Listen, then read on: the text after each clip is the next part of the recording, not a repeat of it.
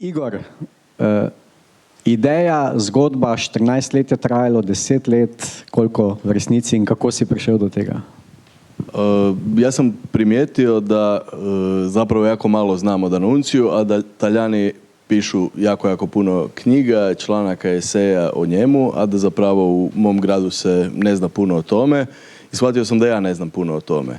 I zapravo jedan trenutak kada sam shvatio da je to neka atraktivna priča je bio negdje početkom 2000-ih kada sam u jednoj knjižari u Padovi vidio knjigu koja se zvala Alla festa della rivoluzione od autorice Claudije Salaris, to je jedna povjesničarka umjetnosti, gdje sam vidio da je cijela ta priča predstavljena kao jedan veliki karneval i kao nekakva zabava iz 1968. kada su se dešavali studentski nemiri. Ona je napravila tu paralelu da je zapravo ono što se dešavalo u Rijeci bila jedna velika zabava i fešta.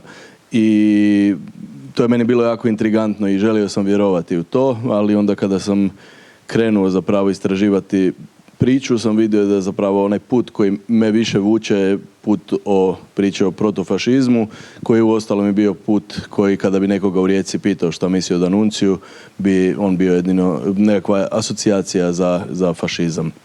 Tako da taj neki kontrast između talijanske percepcije i lokalne percepcije je bio nekakav, ja mislim, inicijalni motiv, ali kako je projekt nastajao jako dugo, od 2015. kada sam prvi put počeo razvijati scenarij do sada, tu se izmiješalo jako puno različitih ideja i ima jedan citat čileanskog redatelja Raula Ruiza koji je rekao, na engleskom znam citat, ne znam španjolskom, je rekao if you can make it complicated, why would you make it simple? Tako da sam ja zakomplicirao maksimalno sve u ovom filmu. Verjetno smo vsi razumeli, načeloma na kratek povzetek trajalo dolgo časa, knjiga ga je spodbudila, končal je z citatom. To se pravi, zakaj ne bi... Zdaj, če se strinjamo, ne rabimo prevajati, da ne bomo izgubljali časa, uradno je pač treba. Če kdo ne razume, pa naj stopi potem do mene. Ako neko ne zna hrvatski, onda ćemo za šankom pričati dalje. Omenil si karneval. Ti prizori na koncu so z karnevala zaključni.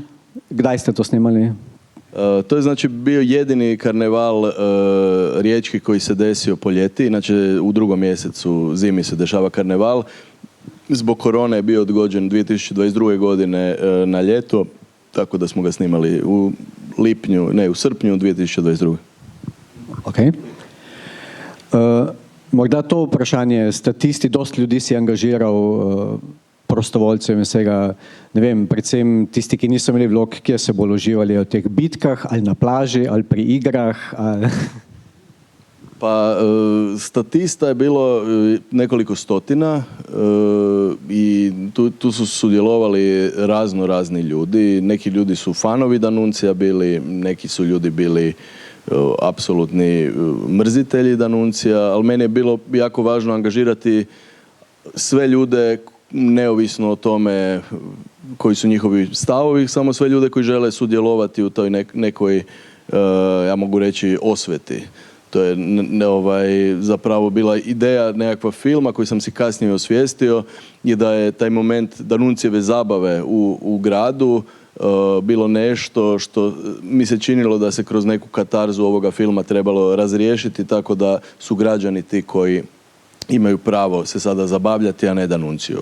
Da je zabava pripada građanima grada, a ne okupatorima.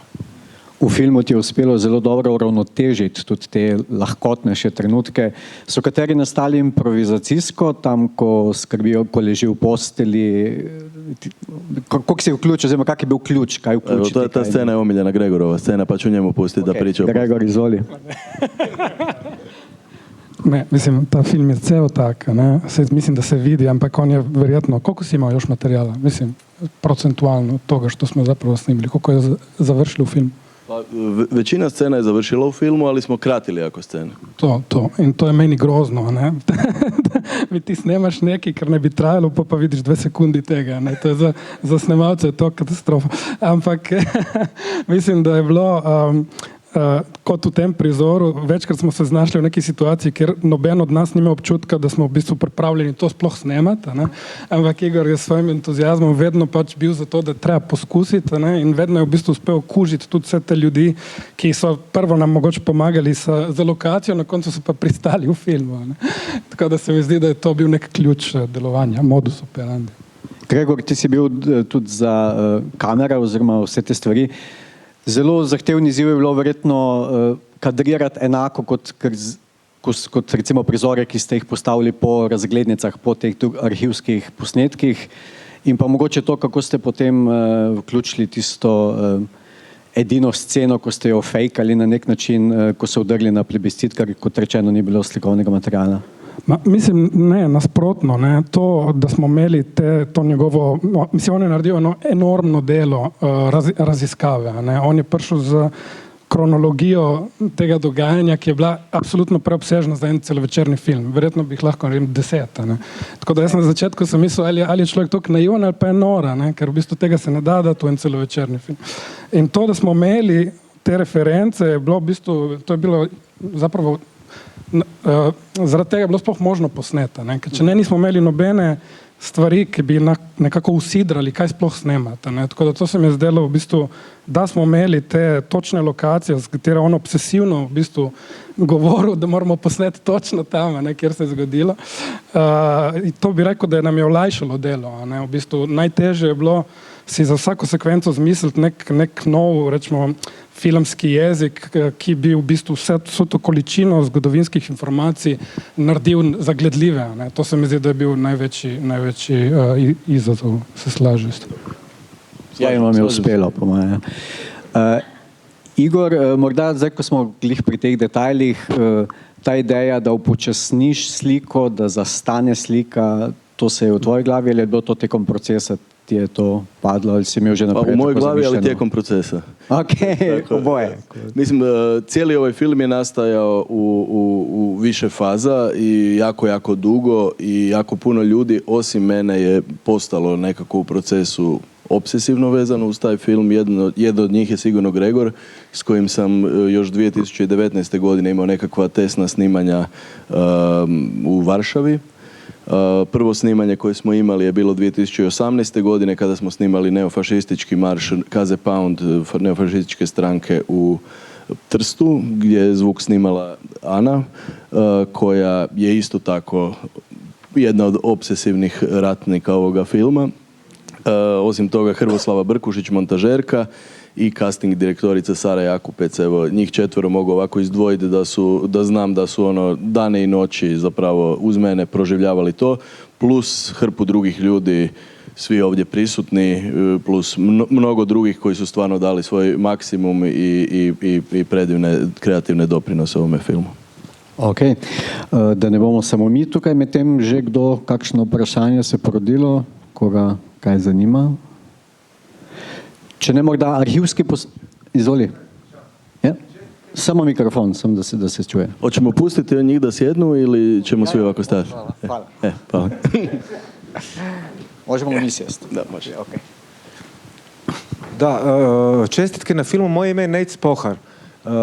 Da li bi vi drugačije snimili ovaj film ako bi znali da postoji rat u Ukrajini? Šta je moj problem ovog filma? Pa možda nešto i znam, je da mi se čini jako, kako da kažem, da nije dovoljno antifašistički. Baš kad ste rekli Kaza Paut i tako dalje, da su vremena preozbiljna za genijalan film, ali u isto vrijeme čini mi se da je film lepršav bi možda bila riječ. Ja sam gledao mislim da 14 dana okupaciju 26 slika i čini mi se da su vremena slična. Hvala na odgovor.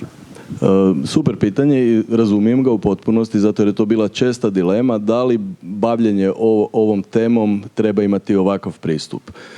Ja da sam znao za rat u Ukrajini ili rat u Palestini sada ili bilo koji rat koji su se dešavali i u vrijeme kad smo snimali film jer ratovi se vode po cijeloj zemaljskoj kugli cijelo vrijeme, ali meni se činilo da je ukazati na to da je u korijenu antifašizma nešto lepršavo i zabavno isto jako važna stvar koja se treba osvijestiti. Da kada mi vidimo danas Donalda Trumpa, kada se, da iskoristim tu riječ, zajebava, i ima ono šilterice i neke ono propagandne cijele slogane i svoju mašineriju propagandnu da zasniva na nekakvoj zajebanci, opet ću upotrijebiti tu riječ.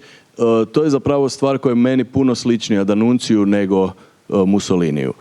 Zato jer zapravo kada Donald Trump snima sebe i Netanyahua, to jest ne snima, nego objavi video njih dvojice polugole kako oni u turističkom rezortu u Gazi nakon rata feštaju, to je meni puno više nekakav zastrašujući moment nego da sam išao raditi film o Trumpu ili D'Annunziju kao da su Mussolini ili Hitler. Zato jer mislim da taj oblik fašizma je nešto što je sada itekako prisutno i što nije nužno na prvu jasan fašizam kao što je bio Mussolinijev ili Hitlerov, nego da su tu neki začeci totalitarizma, jednog skupa kapitalizma, militarizma i propagande koji su svi prisutni kod D'Annunzija, ali još ne u tom obliku u kojem oni mogu postati. Tako da je ovaj film zapravo upozorenje. Ja mislim da ovako na prvu se može činiti nonšalantan i zabavan, ali zapravo kada razmišljate o njegovim konsekvencama, zapravo vidite na drugu zapravo njegovu opasnost.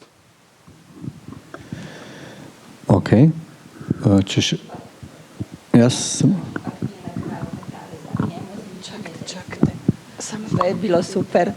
I to mene malo brine. Možete samo pričati na mikrofon. Da, halo? Možete ponoviti. Aha, rekla sam samo da to što je rekao, što ste vi rekli, ja sam shvatila. Ali mislim da još uvijek nije, da je još uvijek falilo malo više upozorenja na to kako ozbiljne su te stvari, kako god izgledaju zabavne na prvi pogled, kao što ste vi rekli. Da je još ipak trebalo još malo više toga da se ljudi zamisle nad tome. Jer sad je još uvijek puno ljudi kojim je to zabavno. Ja mislim da im treba biti zabavno. Ja mislim da je popularnost ovog filma i približavanje jedne antifašističke ideje širokoj publici, da je razlog zašto ovaj film trenutno jako gledan u Hrvatskoj je upravo zato što to nije film o partizanima, niti o nekakvom tvrdom obliku fašizma. I ovo nije film koji ti na prvu podsjeti da je antifašistički, ali ja ovaj film zbilja doživljavam fundamentalno jednim antifašističkim filmom o antifašizmu koji se desio bez rezistence, bez ikakvog otpora i dešava se taj jedan fašistički, ustrojavanje jednog fašističkog mentaliteta prije Mussolinija i prije otpora Mussoliniju, nego je ovo jednostavno po meni kao jedan začetak gdje ti si svjestan da tu postoji jedan autoritarni vođa, jedan karizmatski vođa koji je financiran kapitalom, iza kojeg stoji vojska i koji je jako vješt u propagandi. I to su sve nekakvi elementi fašizma na koje sam ja želio ukazati. Mi smo u montaži imali ovu scenu koju smo snimali, Kaze Pound na kraju, i imali smo ju montirani, imali smo neke verzije filma koji sam i gledao sa time. I jednostavno na kraju sam pomislio ne želim ovo staviti na kraj, ne želim biti toliko direktan. Želim pustiti gledatelju i da sam neke stvari zaključi. Da, evo. Hvala na odgovoru. Hvala. Hvala, da. Ja samo se nadam da stvarno svi tako to shvate. Pa ja vjerujem publici. Okay. Omenil si, recimo, da si Trumpa tudi omenil, raziskal si D'Annunzija, študiral si do potankosti vse. In res, a je bila to že v njegovi glavi, koliko si lahko dobil občutek, ta agenda propagirati fašizem preko teh lahkotnosti, kao obala, hedonizem, karkoli, vse te stvari, ali je to potem da je bil on dejansko tak mal uživač, pa je potem to politično idejo komponiral tekom... Ja mislim da on uopće nije imao ideju propagirati fašizam. On nije znao šta je fašizam. On je jednostavno bio on. On je imao svoju neku agendu, on je bio osvajač, on je bio imperialist, on je bio opsjednut sa istočnim Jadranom, zato jer je on dolazio iz Peskare sa zapadnog strane Jadrana, on je gledao more iza koje je znao da se nalazi ta stara rimska, venecijanska obala, koja je po njemu morala pripasti Italiji, i on je zapravo iskonstruirao tu jednu priču koja je postala i ostalim ljudima nakon njega, pa tako i fašistima, jako privlačna. Tako kada D'Annunzio ulazi u sve ove svoje akcije, njemu su fašisti irelevantni. Oni su se tek osnovali, Fasci di Combattimento, pola godine prije okupacije Rijeke. Tako da je to jedna skupina nekih razbijača koji su njemu zapravo, ja bih rekao, čak neke seljačine. Kao on je za fašiste, to su neki potencijalni saveznici, ali načelno su oni, ja mislim, isto spram njega nekakva niža kasta koji su neki ljudi koji nemaju nikakvog poetskog dara za razliku od njega i nemaju viziju. Ono što je jako važno spomenuti i ova scena na kraju Krvavog Božića, da je to jako vezano uz činjenicu da on bio pjesnik. Znači da ti kada ideš napraviti ovakvu nekakvu akciju, kada je on išao napraviti ovakvu akciju, to je zapravo ideja umjetničkog dijela. On zapravo to okupira zato jer je to jedna velika, velika priča. On priča to jest ne pjesnik, nego dramaturg i on mora završiti svoju dramu uz krvoproliće. On ne može završiti tu svoju priču tako da on potpiše neko primirje ili da se makne ili da popusti ili da ispadne da je on dobar bio. Ne, to mora završiti žrtvama, mora završiti herojima koji su danas pokopani pored njega u Vitoriale, u kripti na vrhu Vitorialea. I to je moralo završiti na taj jedan dramaturški način, jer kad ste gledali neku dramu koja završi s primirjem, mora završiti s krvoprolićem. Tako da je ta ideja ove okupacije zbilja, kada kažu neki desničari u Italiji da Nuncio nije bio fašist. Ja mislim, mentalno način na koji ja koristim riječ fašist, za mene, moje shvaćanje fašizma, on je bio fašist, međutim, spram talijanskog fašista, on je zbilja imao nekakvu priču u glavi koja je bila neka druga priča. To je njegova osobna danuncijanska priča. Vprašanje imamo na balkonu. Ja, stvarno prvo da kažem, super film, sjajan, ja sam vrlo srećan da sam mogao to danas vidjeti. Ali moje pitanje je malo drugačije prirode. Kako ste vi mogli naći ove ljude koji pričaju filmanski? Je to bilo teško na ulici ili kako drugačije? Njih sam našao preko zajednice Taljana Rijeka. Oni, jako je malo zapravo filmana. Ja bih rekao da članova tog društva ima oko 2500, 3000, a zapravo njihovih obitelji i govornika koji se koriste tim jezikom nema sigurno više od 10.000, ja sam možda čak i pretjerao, čak ako se zbroje sva okolna mjesta i Lošinji, Cresi, svugdje gdje se još može čuti talijanski.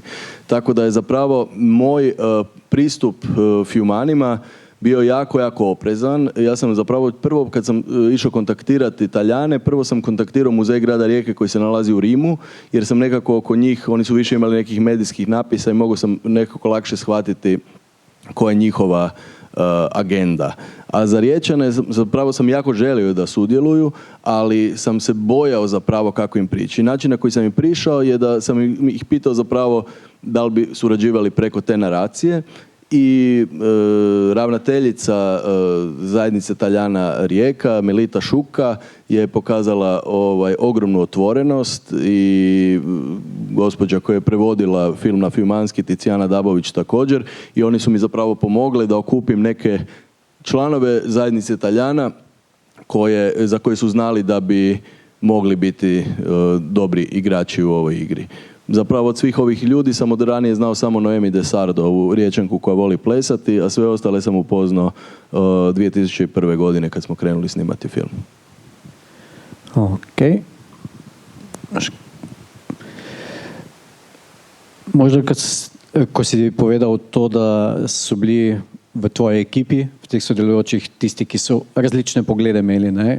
Kako je pa to med samim snimanjem bilo? Kako ste imeli kakšne intervencije, kak se tega tiče, ali je bilo čisto normalno, ni bilo nobenih napetosti po tej plati? Pa, mislim, bilo je ljudi, recimo, koji ga simpatiziraju.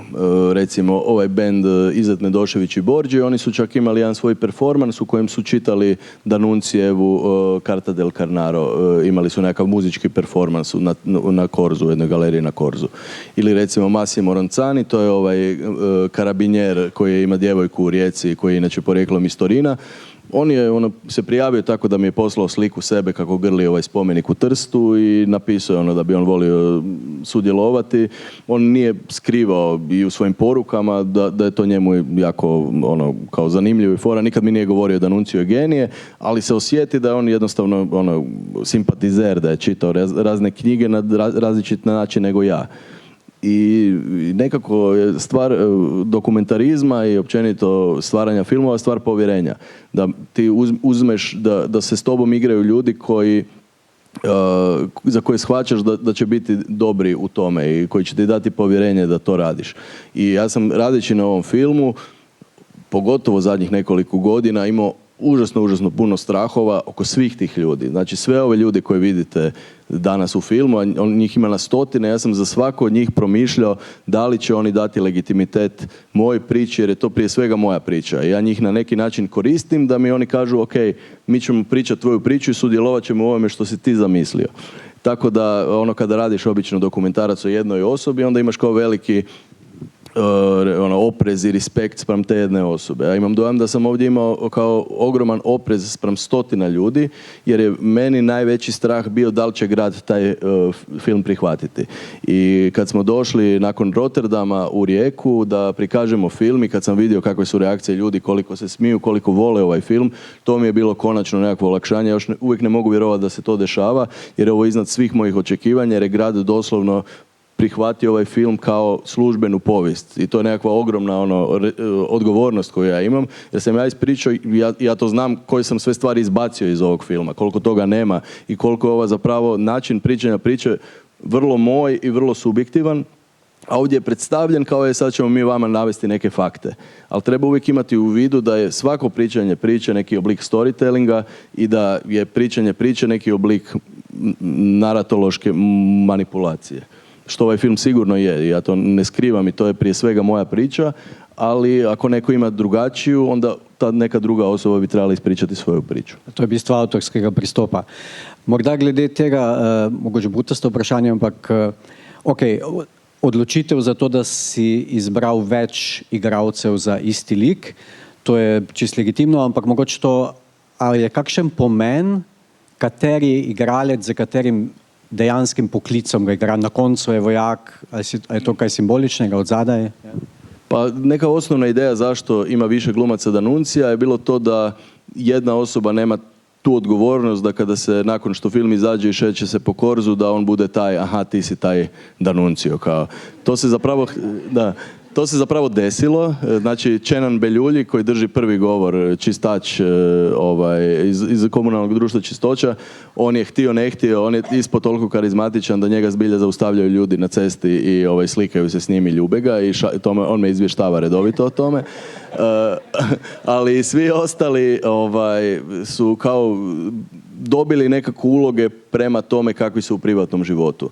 Tako, ne znam, Albano i ona fešta u čudnovatom kljunašu u kafiću Ornitorinko, on je zbilja čovjek koji voli partijati. Ne znam, Tihomir koji glumi vojnika, on je ovog strogog D'Annunzia koji na stadionu i na vojnim vježbama dirigira vojnicima, on je zbilja bio zapovjednik prve bojne 111. brigade. To je recimo meni od svih tih D'Annunzia najveći, neko sam najsretniji da je Tihomir sudjelovao, zato jer je prisutnost hrvatskih branitelja u ne braniteljskim filmovima izrazito malen u Hrvatskoj. To je nekako dio društva izrazito bitan koji zapravo nije integriran u neku kulturnu politiku na bilo kojoj razini. To je jako rijetko. Tako da, recimo, Izet koji je svirao u bendu je dobio tu ulogu da svira gitaru jer mu to bolje ide nego gluma. I tako dalje. Ok. Zgoraj še imamo balkon, prva vrsta. Zdravo, zaista fin film. Mene zanima kako su zaista Talijani reagirali, koliko s obzirom na druga strana priče. Fiumani znam da su vjerojatno bili sretni.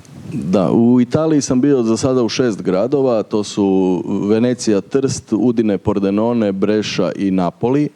I generalno je situacija takva da se ljudima jako sviđa, s time da treba naglasiti da ljudi koji idu gledati ovaj film u kino i čuju da je sada neki hrvatski redatelj u hrvatsko-talijansko-slovenskoj koprodukciji napravio film o tome, ovi koji su desničari će automatski reći aha, ovo tu je sad neka propaganda protiv nas, opet ćemo mi ispasti zločesti fašisti i oni zapravo, ja mislim, nisu ni dolazili u kino. Bile su 2 iznimke, u Breši i u Veneciji su bili neki disonantni tonovi, ali to je u usporedbi sa generalnom recepcijom dosta nevažno. Što se gledanosti tiče, ja mislim da sad u Italiji imamo samo 2500 gledatelja, što je zbilja spram Hrvatske malo, jer u Hrvatskoj imamo 10.000 više već sada. Ali mislim da je film, ima potencijal da ima veću gledanost, da je prisutniji u mainstream medijima, što ne čudi da nije. Dobio je film priznanje talijanskog sindikata, nacionalnog sindikata filmskih kritičara, što je jedno priznanje koje se jako rijetko zapravo dešava za ovaj tip filmova. Obično to dobivaju nekakvi veliki filmovi sa Kana ili sa Oscara. Tako da je to nekakvo, dobili smo nekakvo priznanje struke odmah na početku, što je meni jako važno, jer se onda film može diskreditirati više po političkoj nego po estetskoj osnovi nakon toga.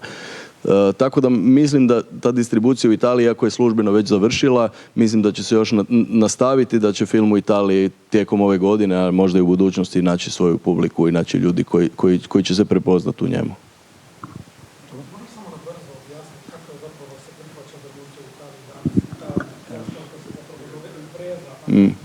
To se pravi, vprašaj, če lahko razloži, kako je danes percepcija do D'Annunzia v Italiji, kako javnost ga doživlja še vedno. Da, znači, jako je danas teško razbijati taj mit o okupaciji Rijeke kao jednom herojskom činu. Oni to zovu impreza di fiume, što znači poduhvat u Rijeci ili avantura u Rijeci, a mi to zovemo okupacija Rijeke.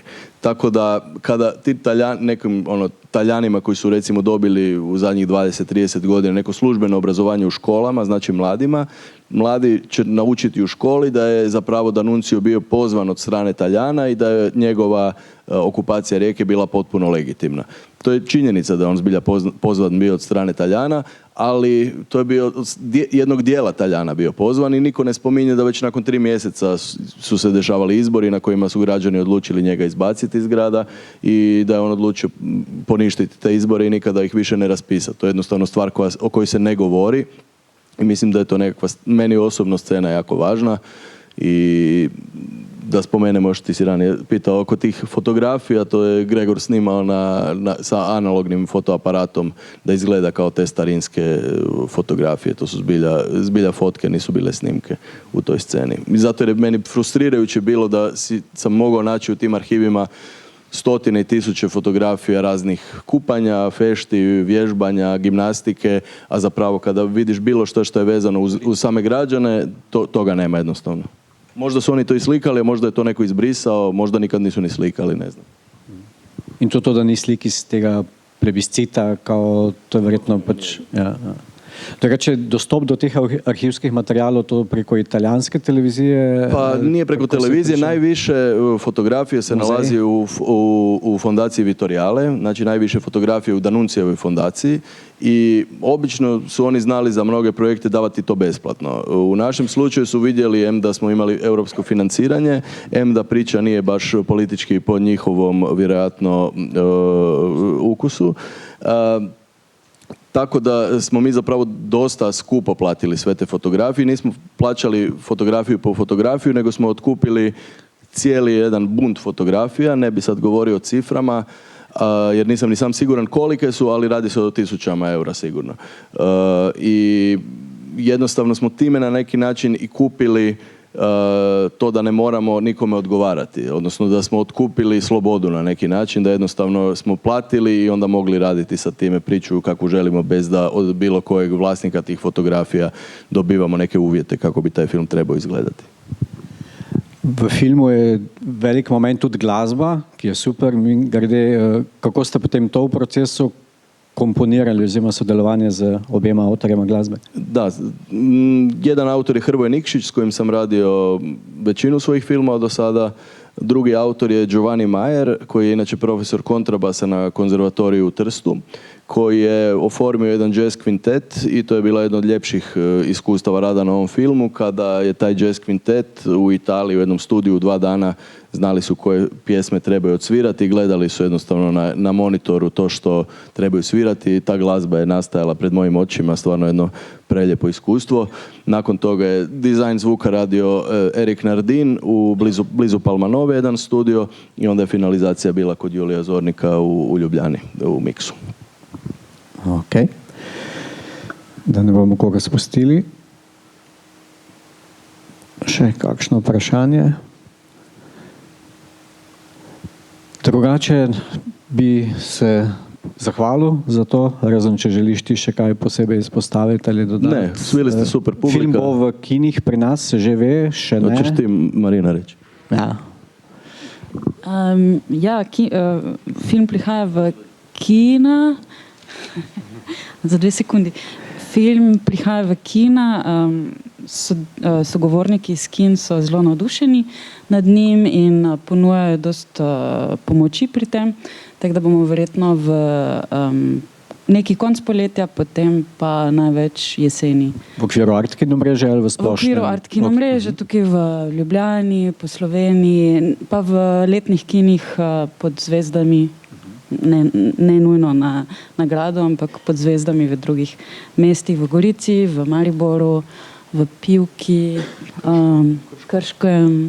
Skratka, delamo na tem dnevno, da se film vidi čim več iz naše strani slovenskih koproducentov. Mislim, da je to en film, ki je mogoče najnujnejši, ki smo ga mi kadarkoli naredili v naši 20-letni zgodovini, kakorkoli se to sliši, mogoče da je velika stvar, ampak res delamo redno, mislim dnevno, da bi čim več ljudi videlo ta film. Kot imamo glih tukaj, kako je prišlo do sodelovanja, oziroma ta slovenski doprinos pri tem? Mislim, to jaz vem, pa mi je bilo ful lepo, ker je Igor zadnjič na WhatsAppu me spomnil, da tudi on to ve, da sva pred, 15 leti ob 6 zjutraj na Metelkovi pila rakije. In pa sva si dala roke in sva rekla, da en dan bomo podelali film skupaj. In to je rezultat. Ja. Super, čestitke. Mislim, da je to za aplavz. In tako, če ni nobenega drugega vprašanja, bi se jaz zahvalil vam oziroma celotni ekipi za to prečudovito doživetje in še lep večer naprej.